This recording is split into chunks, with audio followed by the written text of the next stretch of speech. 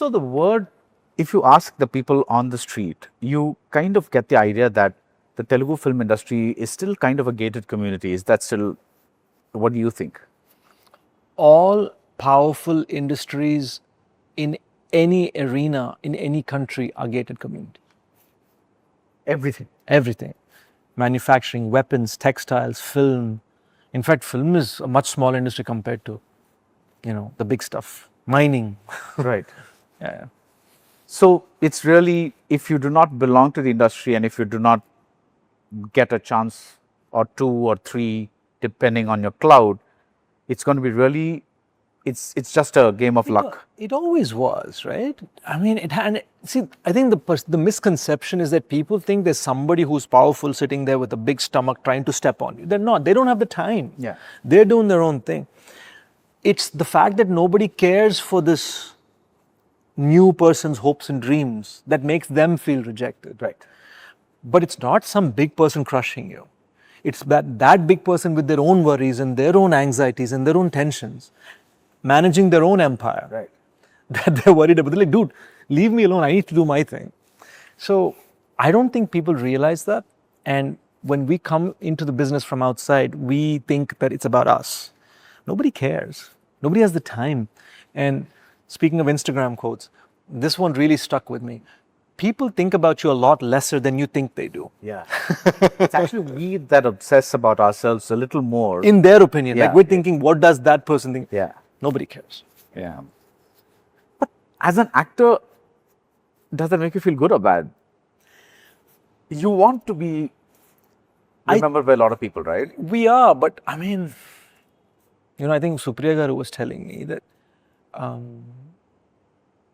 one of the 2 eyes of the Telugu industry is A.N.R. Garu. He's inspired generations and generations, and for decades, people every Sunday swarmed his house, much like what you see for Big B today or Shah Rukh Khan. That was his life.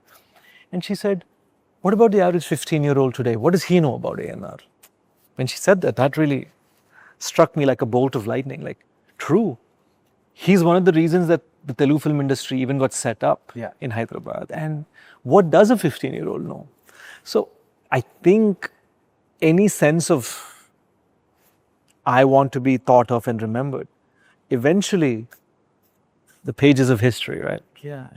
It's exactly the lesson that I learned when when I started teaching film, and one of the students got up and said, "Are you going to go show us black and white movies?" So I said, "Wait, like what?" I was going to show them black and white movies, so, because I'm very interested in film history. So I'm like, "Oh, you're all celebrating this movie, but look where it came from." Is my point. That's my thing. That's my bag. So I'm like, that's what I was trying to say. But then I did have clips from the usual grapes of Roth and Citizen Kane and Guru Dutt and this and that and all that, just to show. Can I tell you a funny thing on this? Can I just finish this? Then I had the greatest realization that if I was going to take these people back to then, I'd have to start from the most recent and then go back, rather than start from the past and then come to the present, because by the time you're on to the 3rd movie, they're asleep. They don't have the time or the mental bandwidth to appreciate the pacing or for them, black and white is a turn off. If it's done maybe by Christopher Nolan, they'll probably watch it because there's a name associated with it, but otherwise. And it's still black and white in a modern sense. In a modern sense. So that silky old black and white thing is just a turn off for them. So yeah, you were going to say something. Somebody pitched me a rom-com. This was a few years ago. And I was like, I don't like it. It's kind of old school. What's giving a flower and all that. That doesn't work. Think of something like Hamum. Have you seen it? It's a fun contemporary. Yeah. That's what you said. Yeah. And he goes, sorry, sir, I don't watch old movies. The guy spoke of Hamum as an old movie. And suddenly I was like, oh shit, yeah, it's been more than 20 years. Yeah. So Hamum kya? So, I mean, it's another Instagram thing which says that it's strange when somebody says 20 years ago you're thinking about it's like the mid sometime in the 2000s, and it's actually some 1996 or something like that, so or enough time has passed between the Cold War and 2000 as has happened from then till now.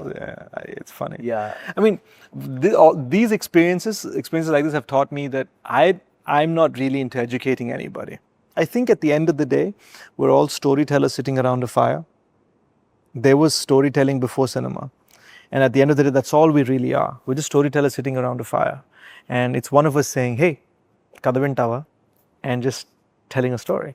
But again, speaking of the younger audience, they do make up a large portion of the film-going audience today, right? Of my audiences, especially. Yeah.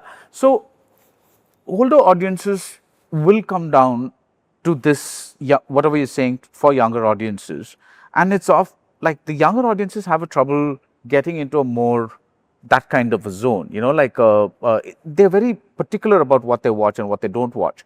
So when you're writing a good acharya, when you're writing a dacoit, what is it? Because you did say that it's about the audiences as well. You know, you have to keep them in mind. Always. For me, it starts with them. So how do you have that touch?